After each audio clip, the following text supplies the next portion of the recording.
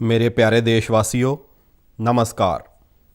ਤੁਸੀਂ ਜਾਣਦੇ ਹੋ ਕਿ ਇੱਕ ਜ਼ਰੂਰੀ ਪ੍ਰੋਗਰਾਮ ਲਈ ਮੈਨੂੰ ਅਮਰੀਕਾ ਜਾਣਾ ਪੈ ਰਿਹਾ ਹੈ।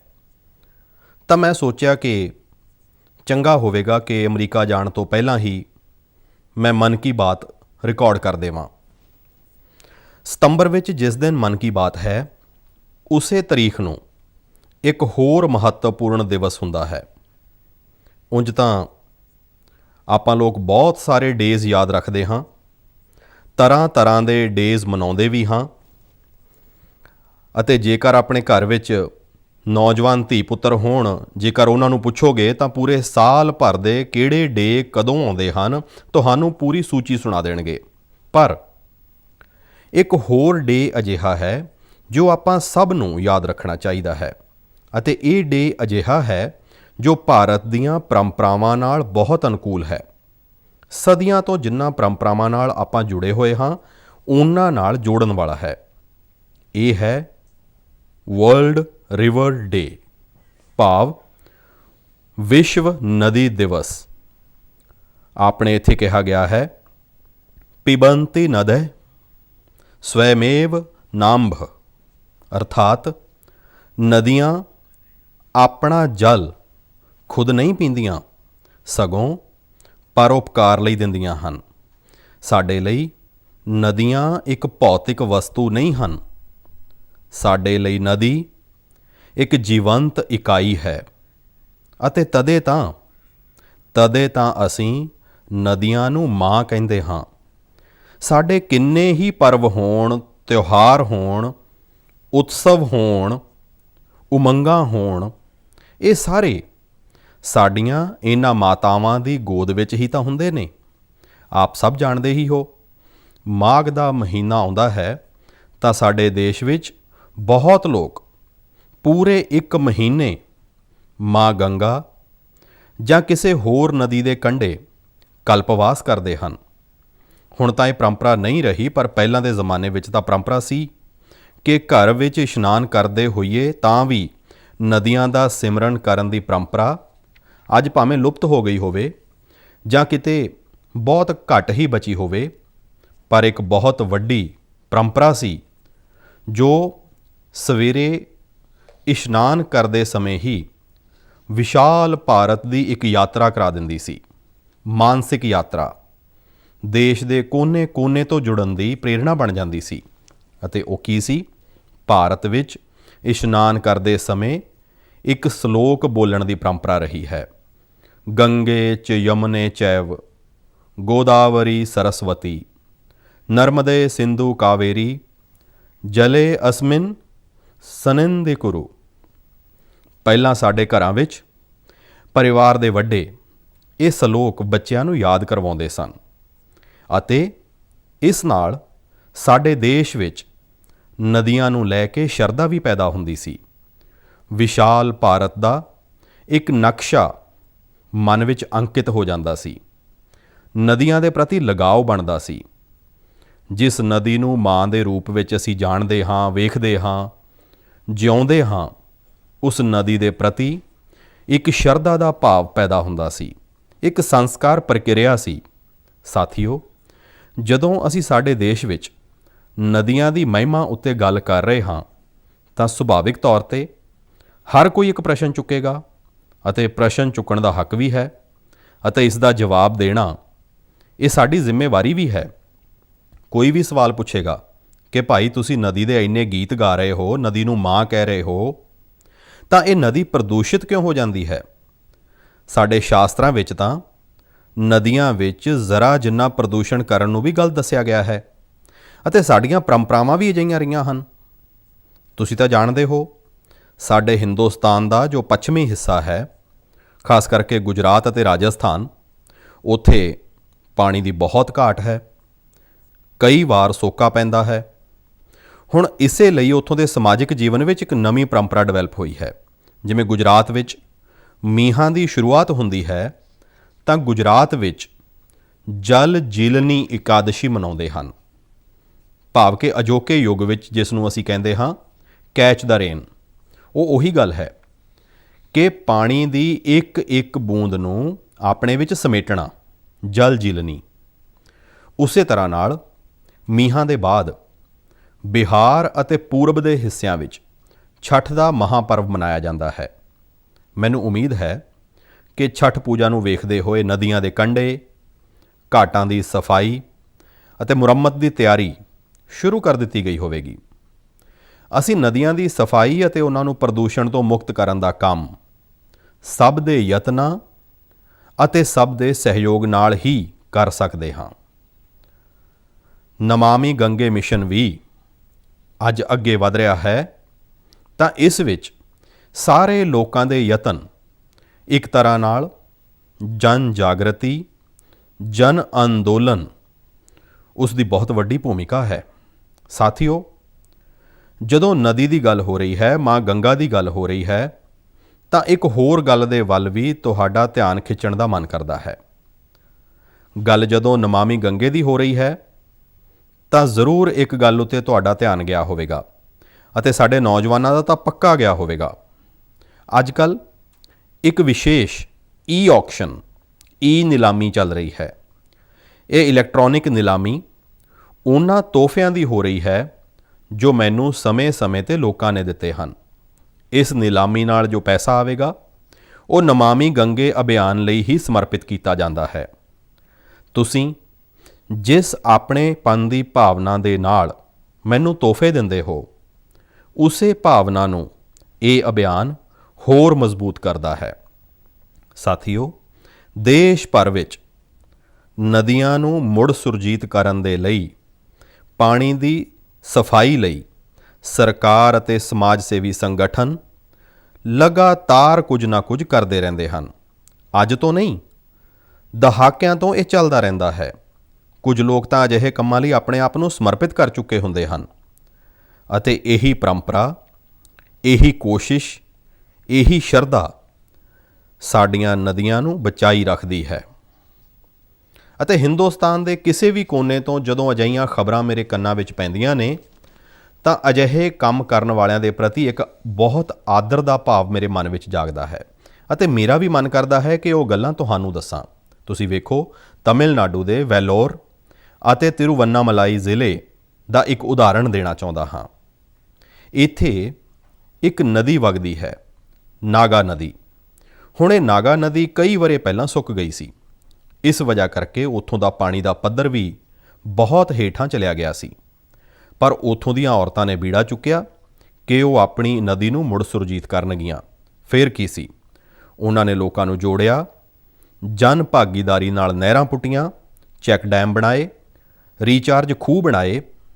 ਤੁਹਾਨੂੰ ਵੀ ਜਾਣ ਕੇ ਖੁਸ਼ੀ ਹੋਵੇਗੀ ਸਾਥੀਓ ਕਿ ਅੱਜ ਉਹ ਨਦੀ ਪਾਣੀ ਨਾਲ ਭਰ ਗਈ ਹੈ।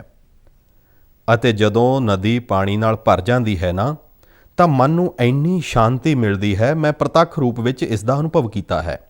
ਤੁਹਾਡੇ ਵਿੱਚੋਂ ਬਹੁਤ ਲੋਕ ਜਾਣਦੇ ਹੋਵੋਗੇ ਕਿ ਜਿਸ ਸਾਬਰਮਤੀ ਦੇ ਤੱਟ ਉੱਤੇ ਮਹਾਤਮਾ ਗਾਂਧੀ ਨੇ ਸਾਬਰਮਤੀ ਆਸ਼ਰਮ ਬਣਾਇਆ ਸੀ, ਪਿਛਲੇ ਕੁਝ ਦਹਾਕਿਆਂ ਵਿੱਚ ਇਹ ਸਾਬਰਮਤੀ ਨਦੀ ਸੁੱਕ ਗਈ ਸੀ। ਸਾਲ ਵਿੱਚ 6-8 ਮਹੀਨੇ ਪਾਣੀ ਨਜ਼ਰ ਹੀ ਨਹੀਂ ਆਉਂਦਾ ਸੀ। ਪਰ ਨਰਮਦਾ ਨਦੀ ਅਤੇ ਸਾਬਰਮਤੀ ਨਦੀ ਨੂੰ ਜੋੜ ਦਿੱਤਾ।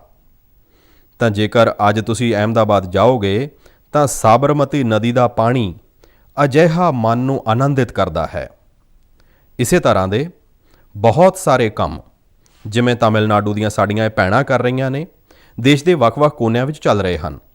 ਮੈਂ ਤਾਂ ਜਾਣਦਾ ਹਾਂ ਕਈ ਸਾਡੇ ਧਾਰਮਿਕ ਪਰੰਪਰਾ ਨਾਲ ਜੁੜੇ ਹੋਏ ਸੰਤ ਹਨ, ਗੁਰੂਜਨ ਹਨ, ਉਹ ਵੀ ਆਪਣੀ ਅਧਿਆਤਮਿਕ ਯਾਤਰਾ ਦੇ ਨਾਲੋਂ ਨਾਲ ਜਲ ਲਈ, ਨਦੀ ਲਈ ਬਹੁਤ ਕੁਝ ਕਰ ਰਹੇ ਹਨ। ਕਈ ਨਦੀਆਂ ਦੇ ਕੰਢੇ ਦਰਖਤ ਲਗਾਉਣ ਦਾ ਅਭਿਆਨ ਚਲਾ ਰਹੇ ਹਨ, ਤਾਂ ਕਿਤੇ ਨਦੀਆਂ ਵਿੱਚ ਵਗ ਰਹੇ ਗੰਦੇ ਪਾਣੀ ਨੂੰ ਰੋਕਿਆ ਜਾ ਰਿਹਾ ਹੈ। ਸਾਥੀਓ, ਵਰਲਡ ਰਿਵਰ ਡੇ ਜਦੋਂ ਅੱਜ ਮਨਾ ਰਹੇ ਹਾਂ, ਤਾਂ ਇਸ ਕੰਮ ਨੂੰ ਸਮਰਪਿਤ ਸਾਰਿਆਂ ਦੀ ਮੈਂ ਸ਼ਲਾਘਾ ਕਰਦਾ ਹਾਂ, ਸਵਾਗਤ ਕਰਦਾ ਹਾਂ। ਪਰ ਹਰ ਨਦੀ ਦੇ ਕੋਲ ਰਹਿਣ ਵਾਲੇ ਲੋਕਾਂ ਨੂੰ, ਦੇਸ਼ ਵਾਸੀਆਂ ਨੂੰ ਮੈਂ ਬੇਨਤੀ ਕਰਾਂਗਾ ਕਿ ਭਾਰਤ ਵਿੱਚ ਕੋਨੇ-ਕੋਨੇ ਵਿੱਚ ਸਾਲ ਵਿੱਚ ਇੱਕ ਵਾਰ ਤਾਂ ਨਦੀ ਉਤਸਵ ਮਨਾਉਣਾ ਹੀ ਚਾਹੀਦਾ ਹੈ।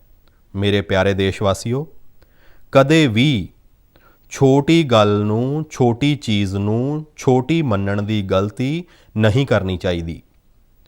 ਛੋਟੇ-ਛੋਟੇ ਉਪਰਾਲਿਆਂ ਨਾਲ ਹੀ ਕਦੇ-ਕਦੇ ਤਾਂ ਬਹੁਤ ਵੱਡੇ-ਵੱਡੇ ਬਦਲਾਅ ਆਉਂਦੇ ਹਨ।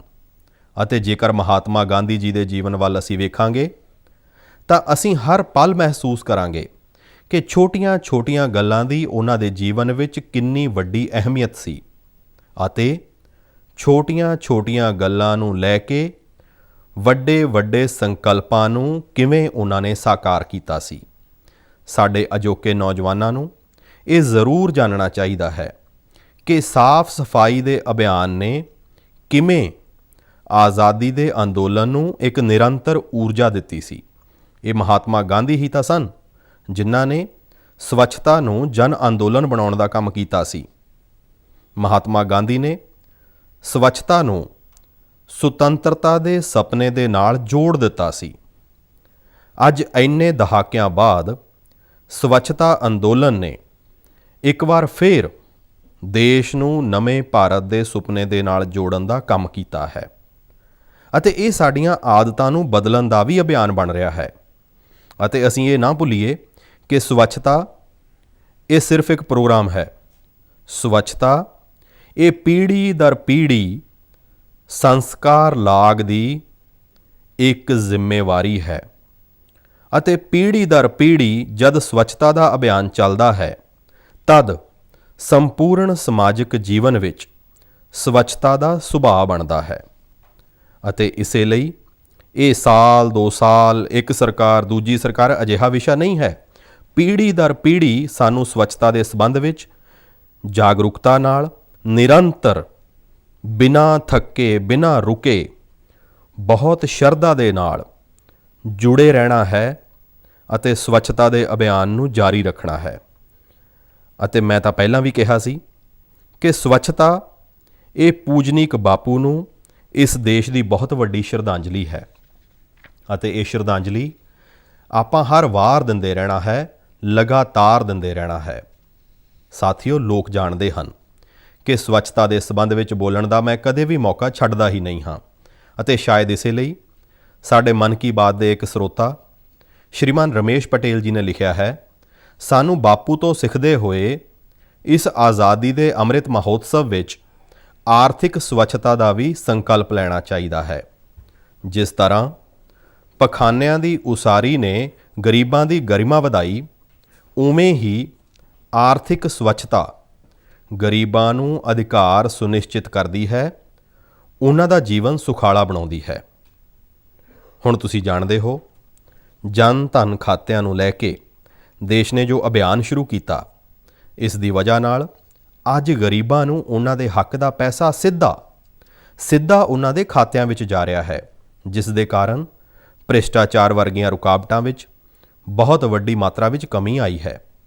ਇਹ ਗੱਲ ਸਹੀ ਹੈ, ਆਰਥਿਕ ਸਵੱਛਤਾ ਵਿੱਚ ਟੈਕਨੋਲੋਜੀ ਬਹੁਤ ਮਦਦ ਕਰ ਸਕਦੀ ਹੈ। ਸਾਡੇ ਲਈ ਖੁਸ਼ੀ ਦੀ ਗੱਲ ਹੈ, ਅੱਜ ਪਿੰਡਾਂ ਵਿੱਚ ਵੀ ਫਿਨਟੈਕ UPI ਨਾਲ ਡਿਜੀਟਲ ਲੈਣ ਦੇਣ ਕਰਨ ਦੀ ਦਿਸ਼ਾ ਵਿੱਚ ਸਧਾਰਨ ਨਾਗਰਿਕ ਵੀ ਜੁੜ ਰਿਹਾ ਹੈ, ਉਸ ਦੀ ਵਰਤੋਂ ਵਧਣ ਲੱਗੀ ਹੈ। ਤੁਹਾਨੂੰ ਮੈਂ ਇੱਕ ਅੰਕੜਾ ਦੱਸਦਾ ਹਾਂ, ਤੁਹਾਨੂੰ ਮਾਣ ਹੋਵੇਗਾ। ਪਿਛਲੇ ਅਗਸਤ ਮਹੀਨੇ ਵਿੱਚ ਇੱਕ ਮਹੀਨੇ ਵਿੱਚ UPI ਨਾਲ 355 ਕਰੋੜ ਟ੍ਰਾਂਜੈਕਸ਼ਨ ਹੋਏ, ਭਾਵ ਲਗਭਗ 350 ਕਰੋੜ ਤੋਂ ਵੱਧ ਟ੍ਰਾਂਜੈਕਸ਼ਨ।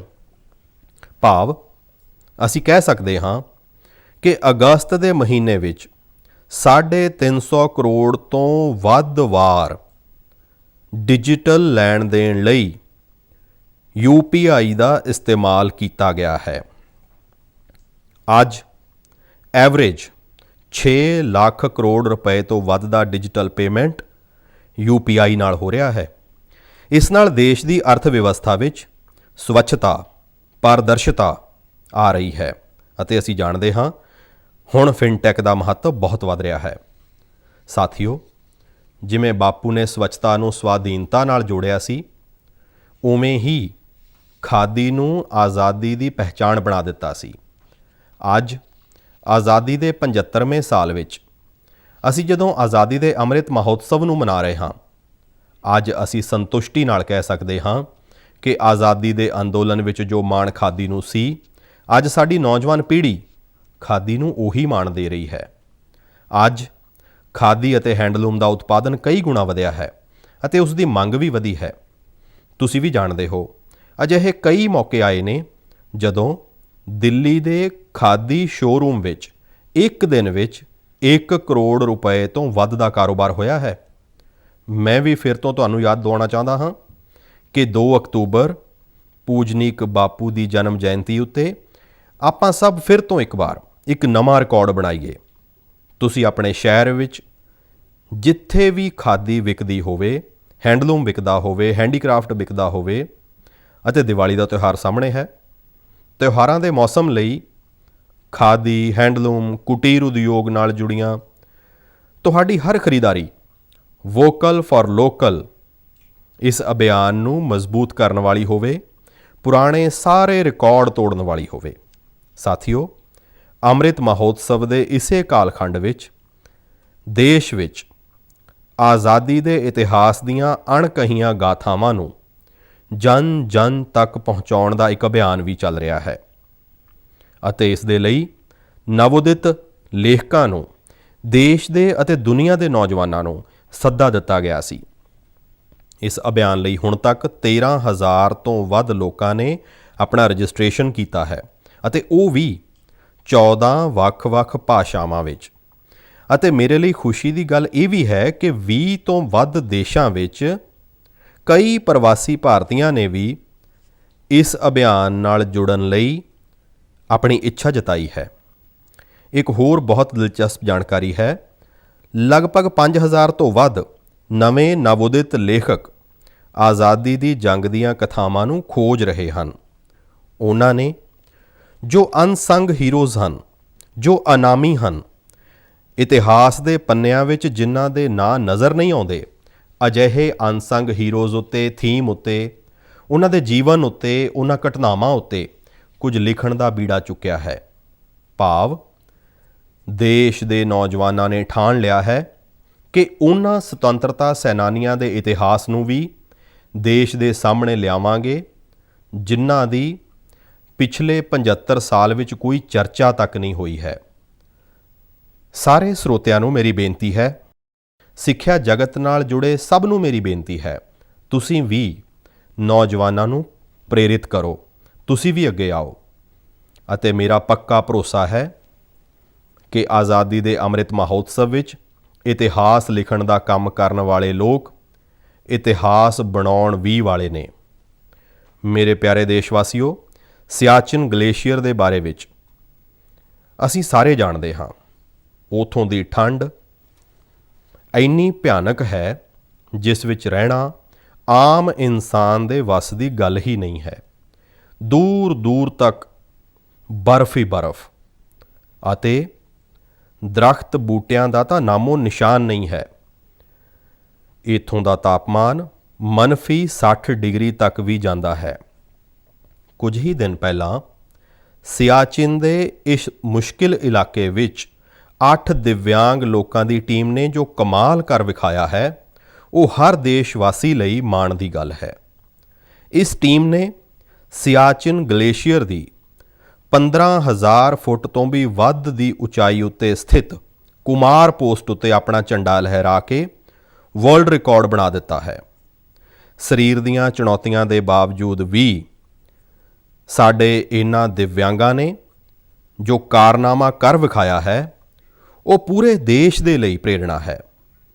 ਅਤੇ ਜਦੋਂ ਇਸ ਟੀਮ ਦੇ ਮੈਂਬਰਾਂ ਦੇ ਬਾਰੇ ਵਿੱਚ ਤੁਸੀਂ ਜਾਣੋਗੇ ਤਾਂ ਤੁਸੀਂ ਵੀ ਮੇਰੀ ਤਰ੍ਹਾਂ ਹਿੰਮਤ ਅਤੇ ਹੌਸਲੇ ਨਾਲ ਭਰ ਜਾਓਗੇ।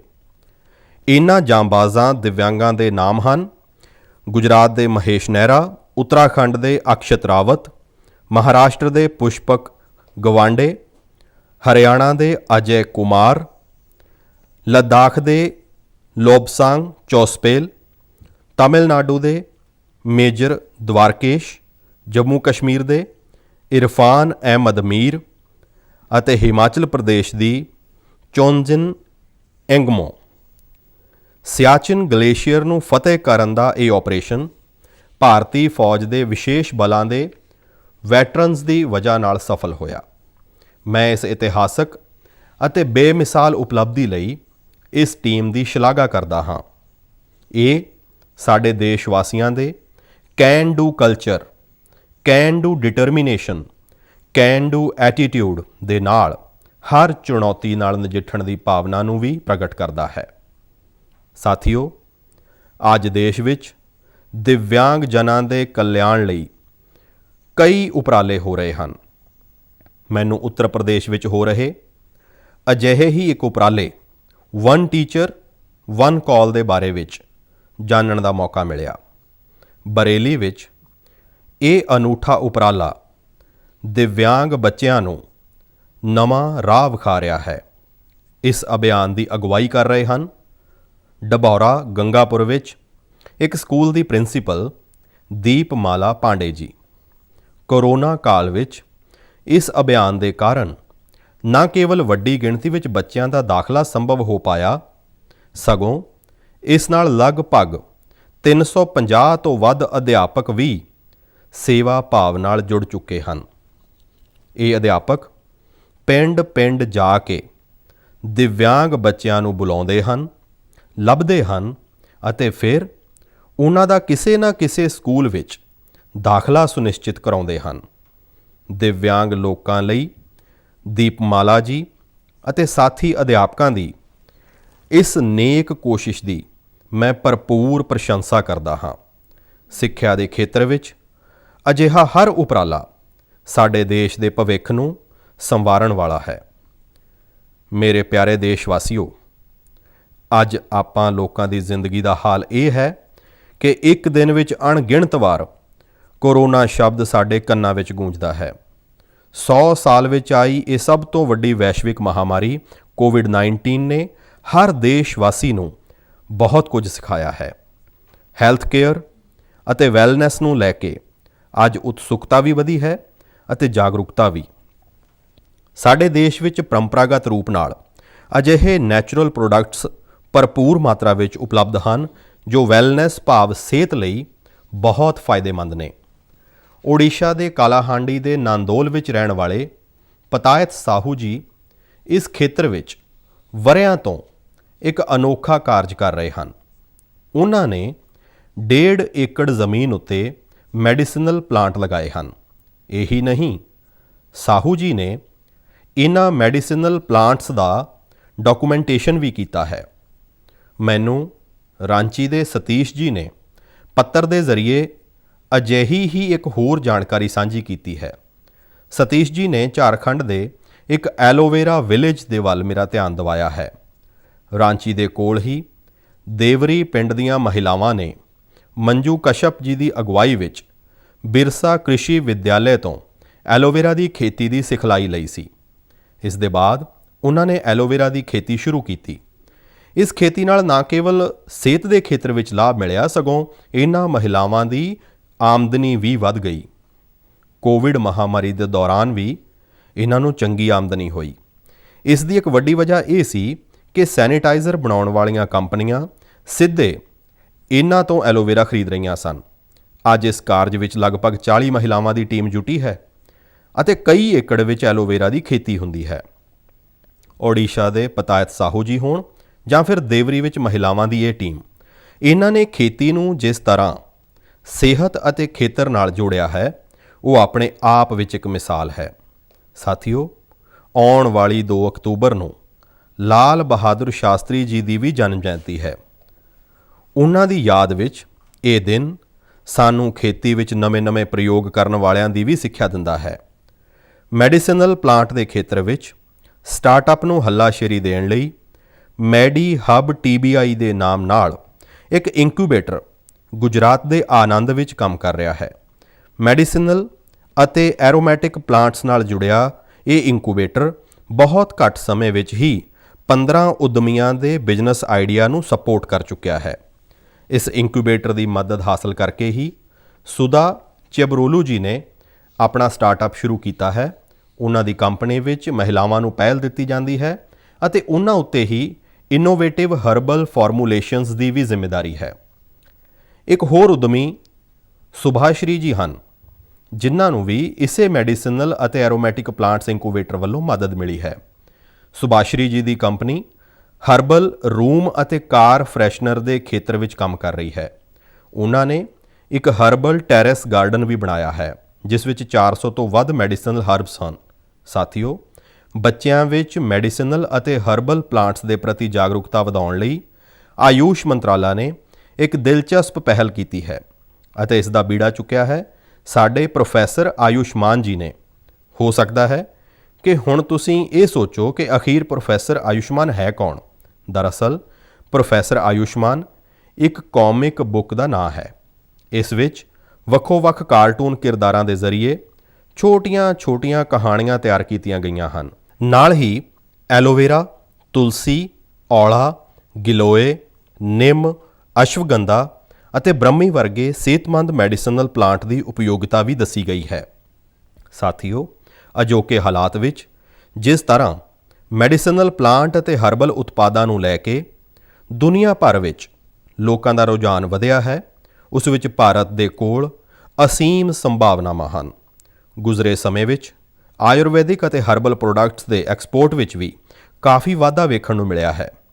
ਮੈਂ ਸਾਇੰਟਿਸਟਸ, ਰਿਸਰਚਰਸ ਅਤੇ ਸਟਾਰਟਅਪ ਦੀ ਦੁਨੀਆ ਨਾਲ ਜੁੜੇ ਲੋਕਾਂ ਨੂੰ ਅਜਿਹੇ ਪ੍ਰੋਡਕਟਸ ਦੇ ਵੱਲ ਧਿਆਨ ਦੇਣ ਦੀ ਬੇਨਤੀ ਕਰਦਾ ਹਾਂ ਜੋ ਲੋਕਾਂ ਦੀ ਵੈਲਨੈਸ ਅਤੇ ਇਮਿਊਨਿਟੀ ਤਾਂ ਵਧਾਉਣ ਹੀ ਸਾਡੇ ਕਿਸਾਨਾਂ ਅਤੇ ਨੌਜਵਾਨਾਂ ਦੀ ਕਮਾਈ ਨੂੰ ਵੀ ਵਧਾਉਣ ਵਿੱਚ ਮਦਦਗਾਰ ਸਾਬਤ ਹੋਣ। ਸਾਥੀਓ, ਪਰੰਪਰਾਗਤ ਖੇਤੀ ਤੋਂ ਅੱਗੇ ਵੱਧ ਕੇ ਖੇਤੀ ਵਿੱਚ ਹੋ ਰਹੇ ਨਵੇਂ ਪ੍ਰਯੋਗ, ਨਵੇਂ ਬਦਲ ਲਗਾਤਾਰ ਸਵੈ ਰੋਜ਼ਗਾਰ ਦੇ ਨਵੇਂ ਸਾਧਨ ਬਣਾ ਰਹੇ ਹਨ। ਪੁਲਵਾਮਾ ਦੇ ਦੋ ਭਰਾਵਾਂ ਦੀ ਕਹਾਣੀ ਵੀ ਇਸੇ ਦਾ ਇੱਕ ਉਦਾਹਰਣ ਹੈ। ਜੰਮੂ ਕਸ਼ਮੀਰ ਦੇ ਪੁਲਵਾਮਾ ਵਿੱਚ ਬਿਲਾਲ ਅਹਿਮਦ ਸ਼ੇਖ ਅਤੇ ਮੁਨੀਰ ਅਹਿਮਦ ਸ਼ੇਖ ਨੇ ਜਿਸ ਤਰ੍ਹਾਂ ਆਪਣੇ ਲਈ ਨਵੇਂ ਰਸਤੇ ਲੱਭੇ, ਉਹ ਨਿਊ ਇੰਡੀਆ ਦੀ ਇੱਕ ਮਿਸਾਲ ਹੈ। 39 ਸਾਲ ਦੇ ਬਿਲਾਲ ਅਹਿਮਦ ਜੀ ਹਾਈਲੀ ਕੁਆਲੀਫਾਈਡ ਹਨ। ਉਹਨਾਂ ਨੇ ਕਈ ਡਿਗਰੀਆਂ ਹਾਸਲ ਕਰ ਰੱਖੀਆਂ ਨੇ। ਆਪਣੀ ਉੱਚ ਸਿੱਖਿਆ ਨਾਲ ਜੁੜੇ ਤਜਰਬਿਆਂ ਦਾ ਇਸਤੇਮਾਲ ਅੱਜ ਉਹ ਖੇਤੀਬਾੜੀ ਵਿੱਚ ਖੁਦ ਦਾ ਸਟਾਰਟਅਪ ਬਣਾ ਕੇ ਕਰ ਰਹੇ ਹਨ। ਬਿਲਾਲ ਜੀ ਨੇ ਆਪਣੇ ਘਰ ਹੀ ਵਰਮੀ ਕੰਪੋਸਟਿੰਗ ਦੀ ਯੂਨਿਟ ਲਗਾਈ ਹੈ। ਇਸ ਯੂਨਿਟ ਤੋਂ ਤਿਆਰ ਹੋਣ ਵਾਲੇ ਬਾਇਓ ਫਰਟੀਲਾਈਜ਼ਰ ਨਾਲ ਨਾ ਸਿਰਫ ਖੇਤੀ ਵਿੱਚ ਕਾਫੀ ਲਾਭ ਹੋਇਆ ਹੈ, ਸਗੋਂ ਇਹ ਲੋਕਾਂ ਲਈ ਰੋਜ਼ਗਾਰ ਦੇ ਮੌਕੇ ਵੀ ਲੈ ਕੇ ਆਇਆ ਹੈ। ਹਰ ਸਾਲ ਇਹਨਾਂ ਭਰਾਵਾਂ ਦੀ ਯੂਨਿਟ ਤੋਂ ਕਿਸਾਨਾਂ ਨੂੰ ਲਗਭਗ 3000 ਕੁਇੰਟਲ ਵਰਮੀ ਕੰਪੋਸਟ ਮਿਲ ਰਿਹਾ ਹੈ। ਅੱਜ ਉਹਨਾਂ ਦੀ ਇਸ ਵਰਮੀ ਕੰਪੋਸਟਿੰਗ ਯੂਨਿਟ ਵਿੱਚ 15 ਲੋਕ ਕੰਮ ਵੀ ਕਰ ਰਹੇ ਹਨ। ਉਹਨਾਂ ਦੀ ਇਸ ਯੂਨਿਟ ਨੂੰ ਦੇਖਣ ਲਈ ਵੱਡੀ ਗਿਣਤੀ ਵਿੱਚ ਲੋਕ ਪਹੁੰਚ ਰਹੇ ਹਨ ਅਤੇ ਉਹਨਾਂ ਵਿੱਚ ਜ਼ਿਆਦਾਤਰ ਅਜਿਹੇ ਨੌਜਵਾਨ ਹੁੰਦੇ ਹਨ ਜੋ ਖੇਤੀਬਾੜੀ ਖੇਤਰ ਵਿੱਚ ਕੁਝ ਕਰਨਾ ਚਾਹੁੰਦੇ ਹਨ। ਪੁਲਵਾਮਾ ਦੇ ਸ਼ੇਖ ਭਰਾਵਾਂ ਨੇ ਜੌਬ ਸੀਕਰ ਬਣਨ ਦੀ ਜਗ੍ਹਾ ਜੌਬ ਕ੍ਰੀਏਟਰ ਬਣਨ ਦਾ ਸੰਕਲਪ ਲਿਆ ਅਤੇ ਅੱਜ ਉਹ ਜੰਮੂ ਕਸ਼ਮੀਰ ਹੀ ਨਹੀਂ, ਸਗੋਂ ਦੇਸ਼ ਭਰ ਦੇ ਲੋਕਾਂ ਨੂੰ ਨਵੀਂ ਰਾਹ ਵਿਖਾ ਰਹੇ ਨੇ। ਮੇਰੇ ਪਿਆਰੇ ਦੇਸ਼ਵਾਸੀਓ, 25 ਸਤੰਬਰ ਨੂੰ ਦੇਸ਼ ਦੀ ਮਹਾਨ ਸੰਤਾਨ ਪੰਡਿਤ ਦੀਨ ਦਿਆਲ ਉਪਾਧਿਆਏ ਜੀ ਦੀ ਜਨਮ ਜਯੰਤੀ ਹੁੰਦੀ ਹੈ। ਦੀਨ ਦਿਆਲ ਜੀ ਪਿਛਲੀ ਸਦੀ ਦੇ ਸਭ ਤੋਂ ਵੱਡੇ ਵਿਚਾਰਕਾਂ ਵਿੱਚੋਂ ਇੱਕ ਹਨ। ਉਹਨਾਂ ਦਾ ਅਰਥ ਦਰਸ਼ਨ, ਸਮਾਜ ਨੂੰ ਮਜ਼ਬੂਤ ਕਰਨ ਲਈ ਉਹਨਾਂ ਦੀਆਂ ਨੀਤੀਆਂ, ਉਹਨਾਂ ਦਾ ਵਿਖਾਇਆ ਅੰਤੋਦੈ ਦਾ ਰਸਤਾ ਅੱਜ ਵੀ ਜਿੰਨਾ ਪ੍ਰਾਸੰਗਿਕ ਹੈ, ਉਨਾ ਹੀ ਪ੍ਰੇਰਣਾਦਾਇਕ ਵੀ ਹੈ।